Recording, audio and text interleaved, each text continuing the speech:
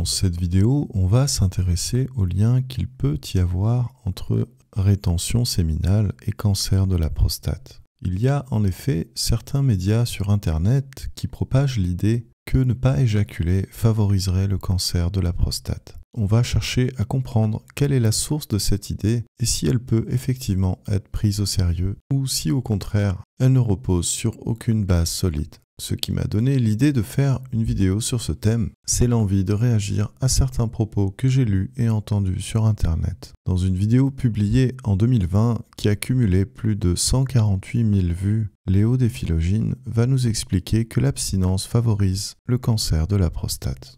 Il y a des études américaines et australiennes, notamment une immense étude menée sur 32 000 hommes qui montre qu'il existe une corrélation négative entre le nombre d'éjaculations par mois chez les hommes et la probabilité de choper un cancer de la prostate. Dans une vidéo très populaire, vue plus de 1,9 million de fois et publiée la même année, Poisson Fécond va aussi propager cette idée du cancer associé à l'abstinence. Selon une étude faite en 2004 et reproduite depuis, on augmente ses risques de cancer de la prostate de 22% si on éjacule moins de 21 fois par mois. Léo des Philogines et Poisson Fécond, l'un comme l'autre, vont en fait simplement reprendre les informations que l'on trouve dans cet article de Doctissimo. Puis, après avoir affirmé que la masturbation pouvait réduire le risque de cancer, ils vont, comme le fait cet article de Doctissimo, nuancer leurs propos. En fait, ils n'arrivent pas réellement à prendre position,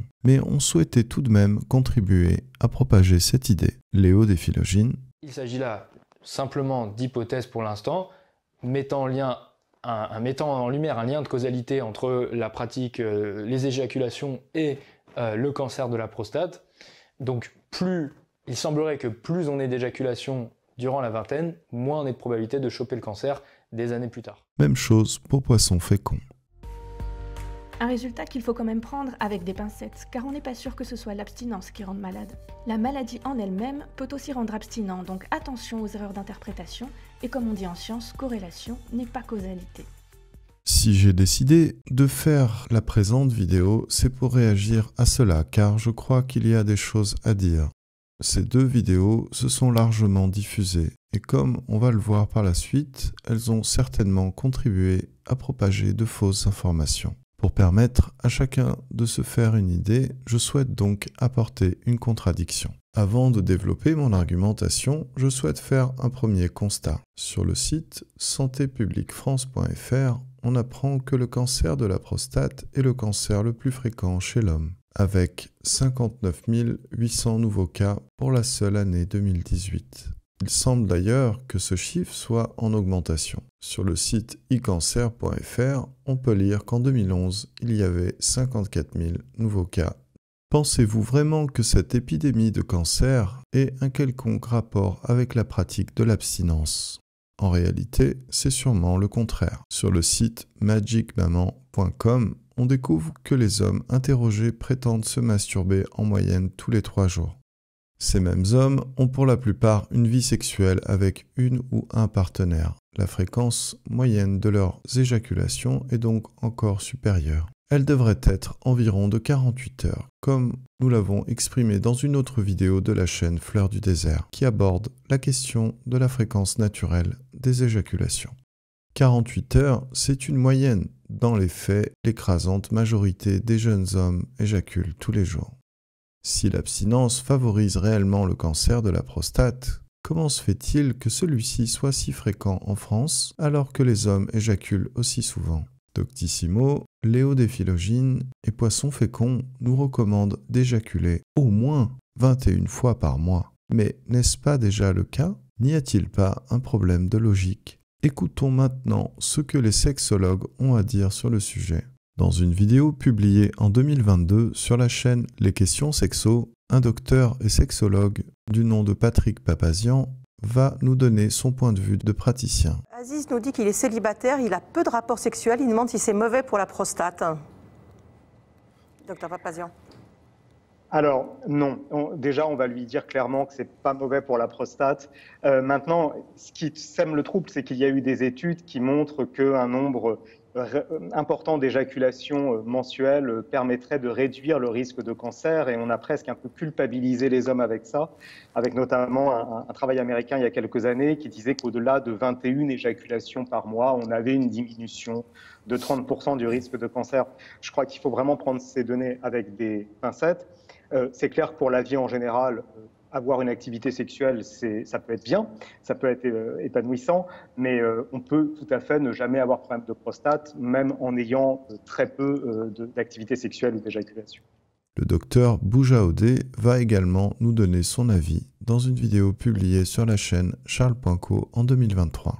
En fait, on ne sait pas trop finalement s'il y a un effet bénéfique de l'éjaculation régulière sur le cancer de prostate. Dans un article publié en 2017, le site passeportsanté.net propose aussi à ses lecteurs d'éjaculer 21 fois par mois en prévention du cancer. Mais en 2023, un autre article va évoquer une étude chinoise qui va contredire cette idée. La rédaction du site semble avoir des standards très élevés en termes de fréquence sexuelle. Je retiens cette phrase qui dit « L'hyperactivité sexuelle n'est plus protectrice », tout en précisant que nous devrions éjaculer entre 2 fois et 4 fois par semaine. Pour l'auteur de cet article, 4 fois par semaine, ce n'est pas de l'hyperactivité sexuelle. Mais à quoi sert donc la sexualité? Il me semble que son rôle soit la reproduction. Pour un homme qui aurait 4 éjaculations utiles par semaine, cela lui permettrait de devenir le père de 208 enfants chaque année, soit plus de 13 000 enfants au cours d'une vie de 80 ans. Je serais curieux de connaître les critères sur lesquels l'auteur s'appuie pour définir ce qu'est l'hyperactivité sexuelle. Il n'est pas nommé ici car l'article est signé l'équipe Passeport Santé. Déjà en 2013, les sexologues ne semblaient pas vouloir reconnaître que l'activité sexuelle et le cancer de la prostate aient un lien quelconque. Dans cet article du site femina.fr, le docteur et sexologue Mireille Bonnierbal apporte une réponse à un internaute inquiet. Elle lui répond alors que les études sont contradictoires et qu'aucun lien n'est vraiment établi entre cancer et sexualité. Elle mentionne une étude qui a suivi pendant 8 ans plus de 29 000 hommes.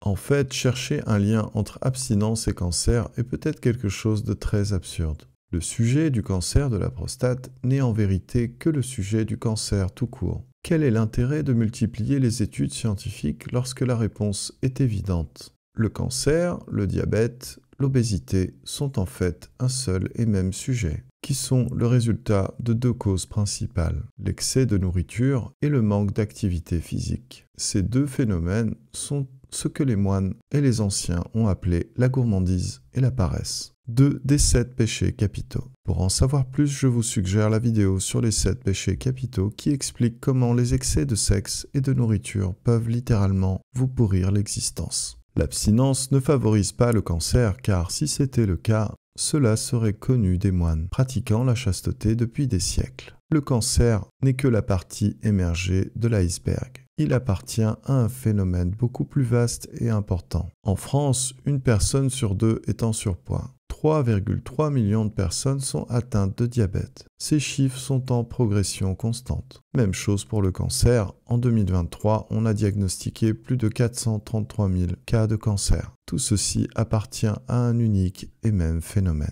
Concrètement, la méthode scientifique n'est pas toujours intéressante car elle consiste en une observation très étroite de la réalité, alors qu'il est souvent nécessaire d'avoir du recul. Le cancer de la prostate n'est pas le sujet. La dégradation générale de l'état de santé de la population est le sujet. Si on supprime la cause du cancer de la prostate, on supprimera alors certainement la plupart des maladies de notre société. Il s'agit d'un phénomène global et isoler le problème est sûrement la pire des manières de procéder. Je reviendrai certainement sur cette idée car il semble que le rapport que nous avons à la science en 2024 soit plus de l'ordre du religieux que du rationnel. Plus généralement, cette question du religieux versus science mériterait une analyse approfondie. La religion n'est peut-être pas là où on croit qu'elle est. Dans une vidéo de la chaîne d'Éric Gandon, Gérard, une personne très sympathique, va témoigner de son expérience de guérison du cancer de la prostate par le jeûne. Donc effectivement, je m'appelle Gérard, donc j'ai 72 ans et j'habite dans la région parisienne. à la campagne. Eh bien écoute, on s'est rencontrés parce que, à cause d'un scanner que j'ai fait tout à fait par hasard, hein, et là on a découvert que j'avais un cancer de la prostate avec des métastases osseuses. Donc effectivement, mon PSA était de 450, donc pour ceux qui savent ce que c'est quand même assez énorme. Comme j'avais quelques doutes, enfin c'est pas que j'avais des doutes, mais je faisais pas forcément confiance à la médecine traditionnelle occidentale. Donc on cherche des solutions autre part. Et c'est vrai aussi que j'avais vu le documentaire sur Arte, sur le jeûne. Et donc j'ai décidé de faire un jeûne. Il va nous expliquer que son taux de PSA a considérablement chuté après 30 jours de jeûne hydrique, en plus des nombreux bienfaits qu'il va obtenir. Physiquement, c'est sûr. Je veux dire, déjà, moi, physiquement, j'ai retrouvé mon poids de mes 17 ans, 18 ans, donc effectivement. Et puis, mais psychologiquement aussi, oui, bien sûr. Et puis, sur un plan médical, ça m'a vraiment transformé, puisque j'ai refait, bien entendu, des prises de sang pour connaître mon taux de PSA, et j'étais descendu à la fin du jeûne, au bout d'un mois, de 250, j'étais descendu à 8. Donc j'étais suivi par un oncologue, je suis suivi par un oncologue, et qui était vraiment très étonné des résultats. On comprend bien que c'est son état de santé général qui va s'améliorer. C'est général. Viser uniquement le cancer de la prostate, comme je l'ai mentionné plus haut, n'est pas une bonne méthode. Il va aussi nous dire que son taux de PSA va continuer à diminuer après le jeûne. Et là, mon taux de PSA continue à descendre. C'est-à-dire que là, maintenant, je suis à 0,7. Donc, ce qui est vraiment exceptionnellement bas, quoi. J'ai jamais eu ça de ma vie. Donc et je me sens très bien. Et donc, à la visite de l'oncologue, donc il m'a dit, bah voilà, vous n'avez plus de cellules cancéreuses, quoi. Donc, c'est pas la peine de faire un scanner, quoi que ce soit, puisqu'on va rien voir, puisqu'ils ne seront pas là, quoi. On en déduit alors que le jeûne agit également après, c'est-à-dire pendant la phase de réalimentation. Merci à Gérard et Éric Gandon pour ce magnifique et précieux témoignage qui apporte un élément de plus à notre analyse. Vous pouvez trouver d'autres témoignages de ce type sur la chaîne d'Éric Gandon. Dans une vidéo de la chaîne Régénère, Thierry Casasnovas va développer une analyse du sujet du cancer de la prostate avec beaucoup de perspicacité. Il va aborder plusieurs points. Tout d'abord, il va développer l'idée que le diagnostic peut être abusif. Je suis tombé sur une recommandation de l'AFU, l'Association française des urologues, des spécialistes du système urinaire, et qui disait que les hommes à partir de 50 ans devaient tout systématiquement se faire dépister pour le cancer de la prostate. Il se peut en effet que l'épidémie de cancer de la prostate ne soit pas due simplement à la présence réelle de cancer, mais aussi un usage abusif des outils de diagnostic. La haute autorité de la santé, par exemple, française, met en garde contre des détections un petit peu trop fréquentes de la PSA en disant que finalement, ce n'est pas un critère probant de cancer de la prostate. Je vous dirais même que l'inventeur de la prostate, du PSA, qui s'appelle Alvin, pas l'inventeur, mais celui qui a le premier donné ce nom à cet antigène, qui s'appelle Alvin, lui-même, il a écrit un article, je vous mettrai le lien, je vous mettrai un extrait de l'article dans la vidéo, c'est très intéressant, dans lequel il s'insurge contre l'utilisation systématique du test des PSA sanguines pour déterminer ou non la présence de lésions cancéreuses au niveau de la prostate. Ce qu'il dit, lui, c'est que quand on a un cancer qui est installé, un développement cancéreux qui est installé, tumoral qui est installé au niveau de la prostate, alors à ce moment-là, doser les PSA sanguines peuvent être intéressantes, mais l'utiliser comme un critère pour déterminer si la prostate est cancéreuse ou pas, c'est complètement fallacieux. D'une manière générale, le développement des cellules cancéreuses est un phénomène physiologiquement naturel. Ce qui est moins naturel, c'est notre mode de vie qui a pour effet un développement croissant de ces cellules et surtout qui empêche leur recyclage par l'organisme. Je vous montre par exemple une étude qui a été faite en 1954. On sait très bien que 70 à 80% des hommes,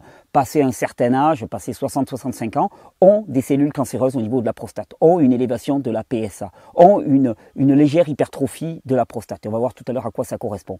Mais que ça n'a aucune importance. Et que la majorité d'entre eux n'en souffriront pas et mourront avec des cellules cancéreuses au niveau de la prostate, une légère hypertrophie de la prostate, et que c'est pas un problème. Dans le documentaire Arte Le Jeûne, une nouvelle thérapie, produit en 2011, Walter Longo explique déjà que le recyclage des cellules cancéreuses est un phénomène observable en période de jeûne. Les cellules cancéreuses détestent cet environnement où il y a peu de sucre, peu de facteurs de croissance. Donc, non seulement elles ne sont pas protégées, mais elles deviennent plus sensibles à la chimiothérapie. Elles peuvent mourir, ou en tout cas leur croissance est ralentie. Et donc, le jeûne peut ralentir leur croissance, même sans chimiothérapie. Même sans chimiothérapie, nous dit-on.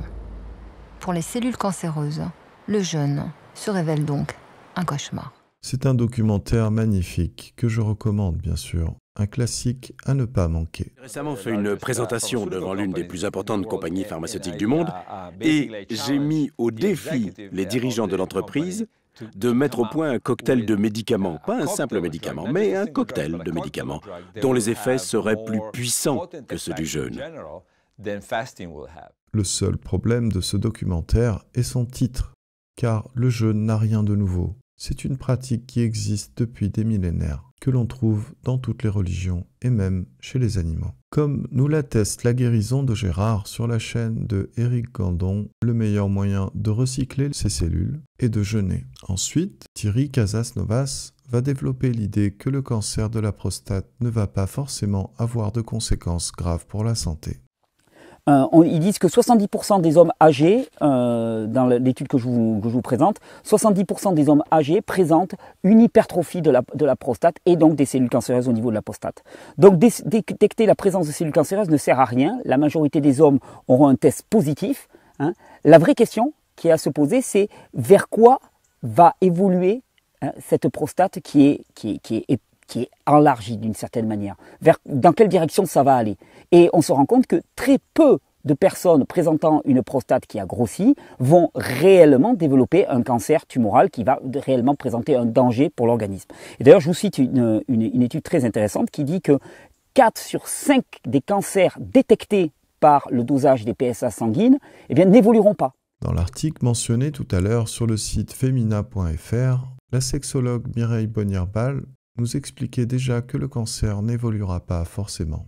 Ensuite, on va se rendre compte que les patients atteints du cancer de la prostate meurent de causes très variées qui ne sont pas liées à ce cancer. Je vous cite une étude qui est vraiment très très intéressante qui s'appelle « What do prostate cancer patients excusez-moi l'anglais, die of ?»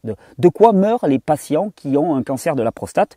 Et ils disent donc que les patients qui ont un cancer de la prostate ont un risque bien plus marqué de mourir de causes variées autres que le cancer de la prostate, incluant des causes externes et des arrêts cardiaques. Des mécanismes sont proposés dans cette étude liant ces risques élevés à la fois au cancer mais surtout aussi au traitement. Une attention supplémentaire devrait être apportée aux comorbidités chez les hommes qui ont un cancer de la prostate. En clair, ils crèvent du traitement. Enfin, Thierry Casasnovas va s'interroger sur la cause réelle du cancer. Il y a un truc aussi qu'on a complètement oublié la plupart du temps, c'est pourquoi.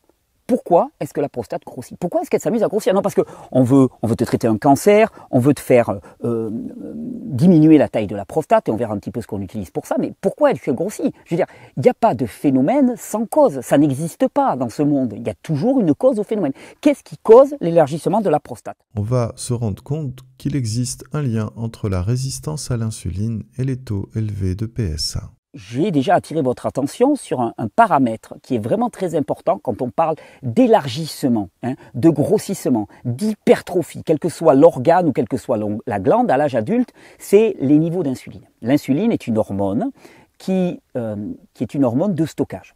L'insuline, quand on mange, il y a des élévations d'insuline selon les produits que l'on mange, selon la nature de ce que l'on mange. L'insuline va être plus ou moins élevée. Si tu consommes des produits très sucrés avec du sucre raffiné, l'insuline va être à son maximum. Le minimum sera plutôt pour les produits gras. Et plus un produit est transformé, plus la réponse insulinique, le pic d'insuline va être important. L'insuline, elle dit au corps, maintenant il est temps de stocker. La prostate n'est pas le seul organe à grossir lorsqu'on est en surpoids. Son grossissement appartient à un phénomène plus global. Ceci confirme bien l'hypothèse que nous avons présentée précédemment. Quand on passe à l'âge adulte, des niveaux d'insuline et d'hormones de croissance relativement élevés sont particulièrement dangereux parce que ça va aller dans un sens de l'élargissement de l'organisme. Les personnes vont prendre du tour de taille littéralement, hein, ou de l'hypertrophie d'organes. Et donc, je me suis amusé, tiens, allons voir par exemple si les personnes présentant des taux de PSA élevés et des cancers de la prostate auraient systématiquement des niveaux d'insuline relativement élevés dans le sang. Et la réponse, elle est oui. On sait également que les problèmes de prostate se font plus fréquents à mesure que l'on vieillit. De même, plus on prend de l'âge et plus les chances d'avoir des problèmes de poids sont élevées. Comme l'indique ce graphique visible sur le site de l'INSERM, le taux d'obésité est 2 fois plus élevé chez les plus de 65 ans que chez les 18-24 ans, 19,9% contre 9,2%. Ça nous dit simplement qu'il y a une résistance à l'insuline, c'est-à-dire qu'il y a une résistance au stockage, et ça veut dire que tous les lieux de stockage sont déjà archi pleins. Ça parle d'organismes complètement saturés, et c'est dans ce cadre-là que je vous présente le cancer comme une conséquence ultime d'un organisme qui est saturé de déchets, qui est saturé de nutriments, qui n'en peut plus, qui n'a jamais de temps de repos, qui n'a jamais de temps de repos digestif, qui n'a pas la possibilité de faire les opérations de nettoyage qui devraient être faites normalement, et là qui quelque part témoigne de sa saturation. La gourmandise est l'ennemi, ainsi que la paresse.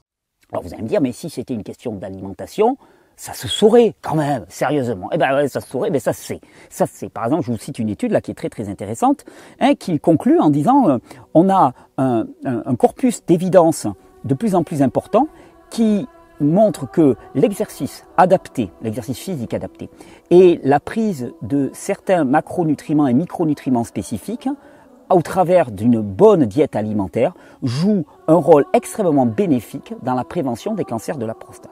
Le jeûne pour recycler les cellules cancéreuses. Pourquoi est-ce que ça résiste au stockage? Simplement parce que l'organisme est complètement déjà saturé de nutriments, saturé de déchets, et qu'il demande des pauses, il demande des temps pour éliminer, pour se nettoyer naturellement. Il n'y a rien à faire de plus, il faut simplement lui laisser des pauses. Et vous savez que je suis vraiment un fanat des phases de jeûne, de repos digestif, de repos global de l'organisme, pour permettre à l'organisme de travailler à l'intérieur et de faire du ménage. Pour finir, Thierry Casasnovas va nous demander de rentrer en guerre contre ce système. C'est de partir en guerre contre ça. Mais la guerre contre le système actuellement, c'est la guerre simplement contre notre propre ignorance, notre propre soumission et notre méconnaissance des lois et des grands principes du vivant. Personnellement, j'ai décidé d'être en guerre non pas contre ce système, mais contre mon pire ennemi. Cet ennemi est celui aux 7 visages. Cet ennemi, c'est le diable. Nous avons évoqué 2 de ces visages, la gourmandise et la paresse, mais il en existe 5 autres que vous connaissez sûrement déjà. Nous y reviendrons car l'objectif de la chaîne Fleurs du désert est de vous aider à les combattre. Pour conclure, nous pouvons dire que l'abstinence n'augmente pas le risque de cancer de la prostate, d'après les sexologues eux-mêmes. La méthode de dépistage du cancer de la prostate n'est pas fiable. Le cancer de la prostate est dans la plupart des cas sans gravité. Le jeûne peut guérir le cancer de la prostate comme l'attestent de nombreux témoignages. Les cellules cancéreuses peuvent être recyclées par l'organisme. Les problèmes de prostate sont un signe parmi d'autres d'un mauvais état de santé général. Et enfin, peut-être sommes-nous atteints de cancérophobie. La phobie est une maladie. C'est une peur irrationnelle et injustifiée, proche de la paranoïa. Ce terme de cancérophobie est utilisé par la sexologue Mireille Ponirbal dans l'article que j'ai cité tout à l'heure. Voilà qui est bien loin du message qu'ont véhiculé les vidéastes que nous avons cités en introduction. Dans cette vidéo, j'ai voulu rassurer les personnes qui pratiquent la rétention séminale, en montrant qu'elle ne favorisait pas le cancer. Mais surtout, j'ai voulu montrer à quel point il peut être toxique de ne prendre comme seule source Doctissimo. J'ai voulu montrer qu'une méthode d'analyse mérite que l'on croise les sources, qu'on ne peut pas se fier à une seule source et la prendre pour la suprême vérité. L'étude qui a servi de référence aux vidéos de Poisson Fécond et Léo Déphilogine n'est qu'un banal sondage dans lequel on a interrogé des hommes. Ils n'avaient peut-être pas le temps de répondre correctement ou avaient des raisons de ne pas dire toute la vérité. En termes de sexualité, les hommes peuvent avoir tendance à cacher le fait qu'ils se masturbent par honte ou au contraire à prétendre à de nombreuses conquêtes féminines par fierté.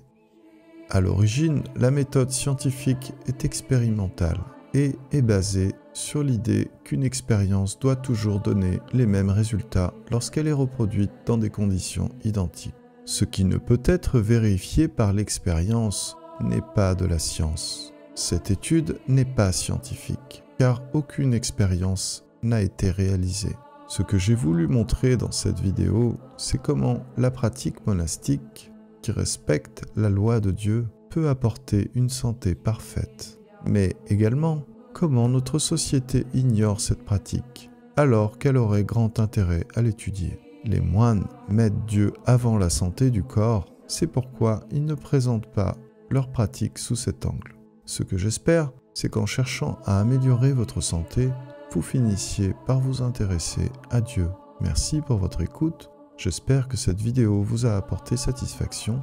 En attendant la prochaine vidéo, je vous souhaite de bonnes fêtes. À très bientôt, merci.